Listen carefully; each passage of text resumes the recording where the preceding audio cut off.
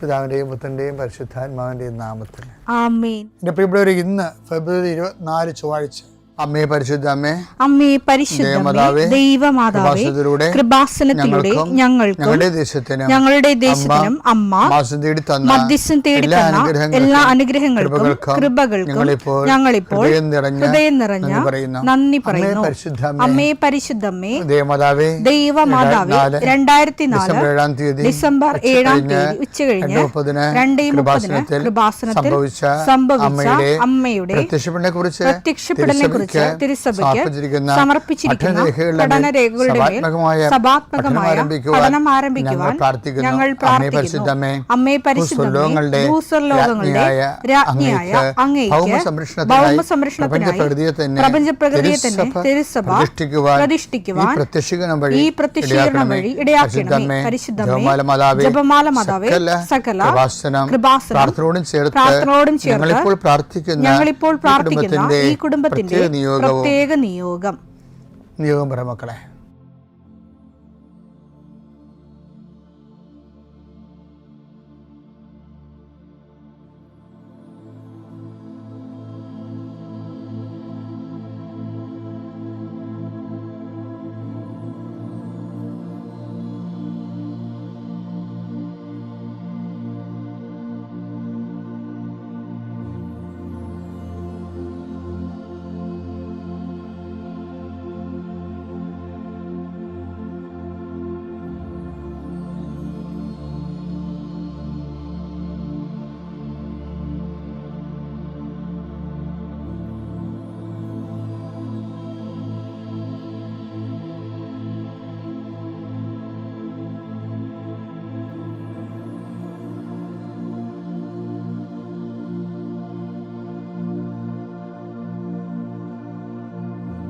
അമ്മയുടെ പ്രത്യക്ഷീകരണത്തിന്റെ ഈ അനുഗ്രഹവേളയിൽ ഞങ്ങൾക്ക് സാധിച്ചു തരുവാൻ കനിയണമേ.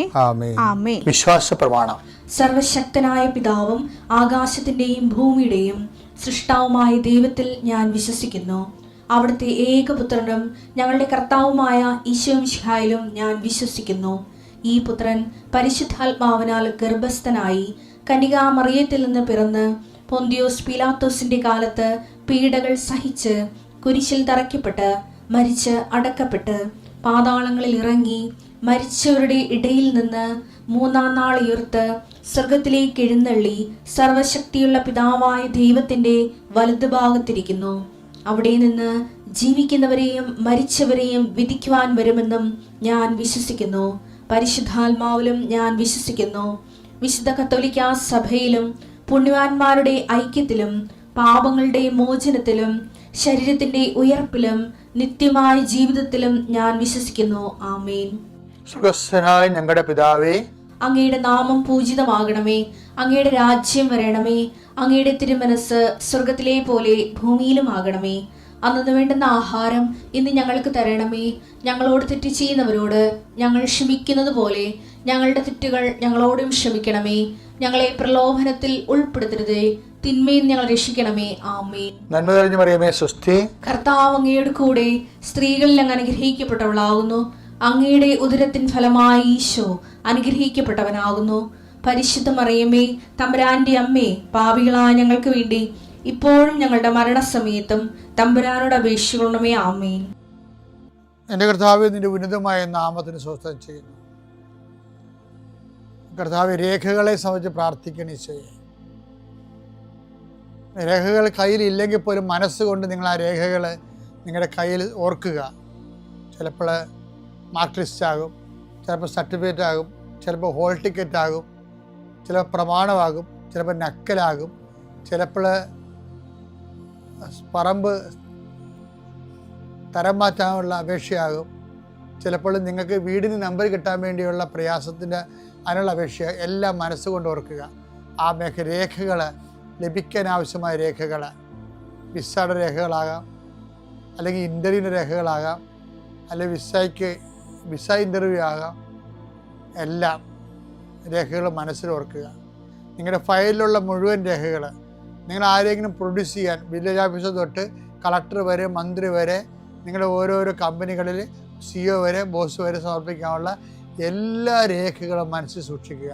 കർത്താവേ, അങ്ങയുടെ മക്കളുടെ രേഖകൾ ഞാനിന്ന് പ്രാർത്ഥിക്കുകയാണ്.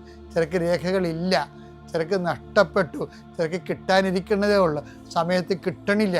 അങ്ങനെയുള്ള എല്ലാ രേഖകളും, ചിലർക്ക് രേഖ കൊടുക്കണില്ല, മനഃപൂർവ്വം കൊടുക്കണില്ല, കൈക്കൂലി ഇല്ലാത്തവന് കൊടുക്കണില്ല, അല്ലെങ്കിൽ അവരുടെ ആയിട്ടുള്ള വൈകല്യങ്ങളുള്ളതുകൊണ്ട് കൊടുക്കണില്ല, അല്ലെങ്കിൽ വേറെ താല്പര്യങ്ങളുള്ളതുകൊണ്ട് കൊടുക്കണില്ല. അങ്ങനെയുള്ള പൈശാചികമായ തടസ്സങ്ങൾ യേശുക്രിസ്തു ഉന്നതമായ നാമത്തിൽ സഭയുടെ അധികാരത്തിൽ കുരിശിൻ്റെ അടയാളത്തിൽ 40 വർഷം ഞാൻ അർപ്പിച്ച കൃപാന്റെ ശക്തിയാൽ കൃപാസ്ഥാനത്താറെ ജീവനോടെ പ്രത്യക്ഷപ്പെട്ട മാതാവിൻ്റെ മധ്യസ്ഥത്താൽ നിന്റെ മുഴുവൻ രേഖകളെ അതിൻ്റെ തടസ്സങ്ങൾ വിടുവിക്കുകയും നിന്നെ അനുഗ്രഹിക്കുകയും ചെയ്യുന്നു. പിതാപുത്രൻ പരിശുദ്ധാത്മാവിൽ നീക്കാമേ. എൻ്റെ പ്രിയപ്പെട്ടവർ, നമ്മൾ കഴിഞ്ഞ ആഴ്ച ഒരു സീരിയസ് വിഷയം ഡിസ്കസ് ചെയ്തായിരുന്നു.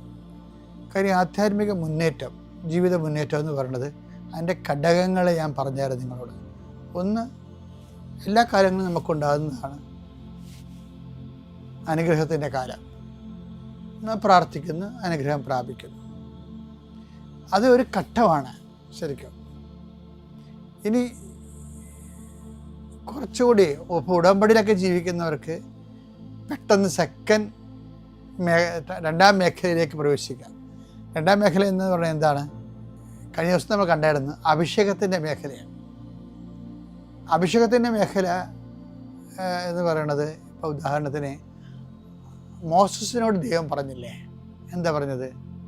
ഞാൻ ഈ ദിവസങ്ങളിൽ ധ്യാനത്തിൽ പറയുന്നുണ്ടത്, നിങ്ങൾ ശ്രദ്ധിച്ചാൽ നല്ലതാണ്.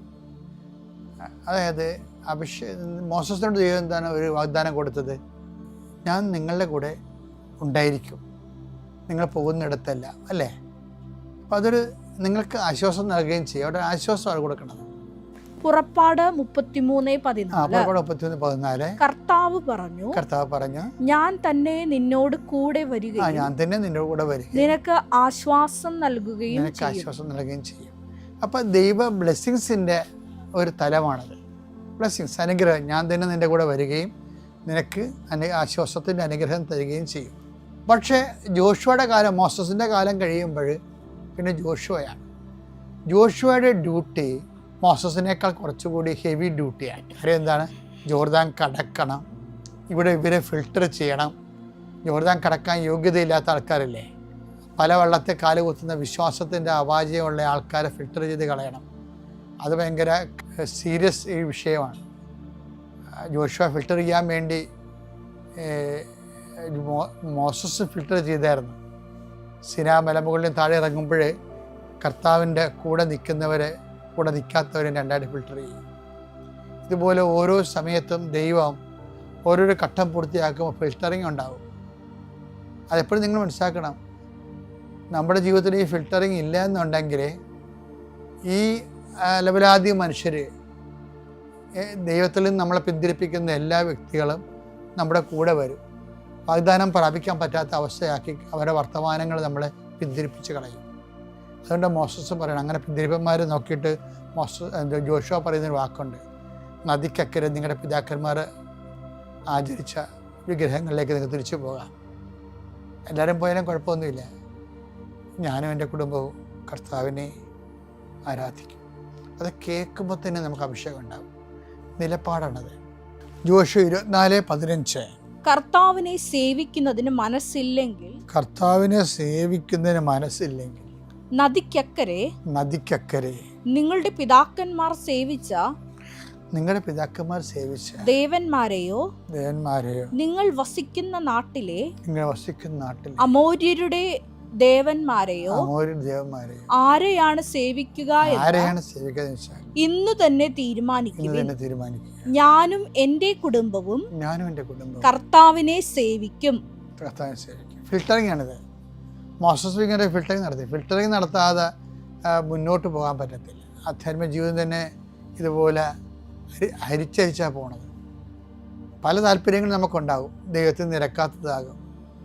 ചിലപ്പോൾ നമ്മൾ വെറുത്തുപേക്ഷിക്കേണ്ടി വരും. മുൻപുകാലത്തിൻ്റെ ഏറ്റവും വലിയ ചൈതന്യം അതാണ്. ദൈവത്തിന് നിരക്കാത്തതിനെ വെറുത്തുപേക്ഷിക്കണം. അപ്പം ദൈവത്തിന് നിരക്കാത്ത വ്യക്തികളുണ്ടാകും, ദൈവത്തിന് നിരക്കാത്ത ജീവിത രീതിക്കാരുണ്ടാകും, ദൈവത്തിന് നിരക്കാത്ത പെരുമാറ്റ ദോഷങ്ങളുണ്ടാകും. ഇവയെ വിടണം. നദിക്കക്കരെ നിങ്ങളുടെ പിതാക്കന്മാർ വലിയ കാര്യമെന്ന് കരുതി ആചരിച്ചിരുന്നതിനെ, അതാണ് നിങ്ങൾക്ക് അതോ അങ്ങനെ തന്നെ ജീവിക്കാൻ ഉദ്ദേശമെങ്കിൽ നിങ്ങൾ നിങ്ങളുടെ വഴിക്ക് പോവുക. ഞാനും എൻ്റെ കുടുംബവും കർത്താവിനെ സേവിക്കും. വാഗ്ദാന നാട്ടിലേക്ക് എത്തുന്നതിന് ജോഷുവാനെ സഹായിച്ച ഒരുപക്ഷെ ഏറ്റവും ശക്തമായൊരു നിലപാടാണ്. നോയമ്പ് കാലത്ത് വാഗ്ദാന നാട്ടിലേക്ക് നമ്മൾ എത്തുകയാണ്. അപ്പോൾ ദൈവം തിരക്കാത്തതിൽ ഉപേക്ഷിക്കാനുള്ള ധൈര്യം വേണം. ആ ധൈര്യത്തിനാണ് ജോഷുവയുടെ കർത്താവ് പറയുന്നത്, ധൈര്യം വേണം കേട്ടോ, ഐ വിൽ ഗീവ് ഇറ്റ്. ശക്തനും ധീരനുമായിരിക്കുക. അതാണ് ആയിരിക്കുക എന്ന് പറയുമ്പോൾ ഇറ്റ് ഈസ് ഗീവൺ. അതിനർത്ഥം ജോഷുവ 1:9 എടുത്തു, ശക്തനും ധീരനുമായിരിക്കണമെന്ന്. ശക്തനും ധീരനുമായിരിക്കണമെന്ന്. ഭയപ്പെടുകയോ പരിഭ്രമിക്കുകയോ ചെയ്യരുതെന്നും. ഇങ്ങനെ പല വിഷയങ്ങളുണ്ടാകുമ്പോൾ ഒറ്റപ്പെട്ടു പോവല്ല, ഭയപ്പെടുമല്ലോ, പരിഭ്രമിക്കുമല്ലോ. പരിഭ്രമിക്കുക ചെയ്യരുതെന്നും നിന്നോട് ഞാൻ കൽപ്പിച്ചിട്ടില്ലയോ? നിന്റെ ദൈവമായ കർത്താവ് നീ പോകുന്നിടത്തെല്ലാം നിന്നോട് കൂടെ ഉണ്ടായിരിക്കും. Wherever you go.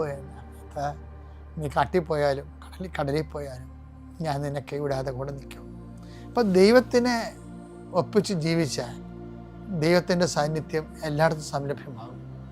നോൻപുകാലം ദൈവത്തിന് നിരക്കാത്ത വ്യക്തികളെയും വിഷയങ്ങളെയും ഇവിടെ ഗുഡ് ബൈ പറഞ്ഞുകൊണ്ട് ദൈവത്തോട് പക്ഷം ചേരുന്നത്, അവർക്കാണ് ദൈവം ജോഷുവയെ പോലെ ധൈര്യവും ശക്തിയും നൽകുന്നത്. ആ ശക്തി എൻ്റെ സഹോദരന് ലഭിക്കട്ടെ.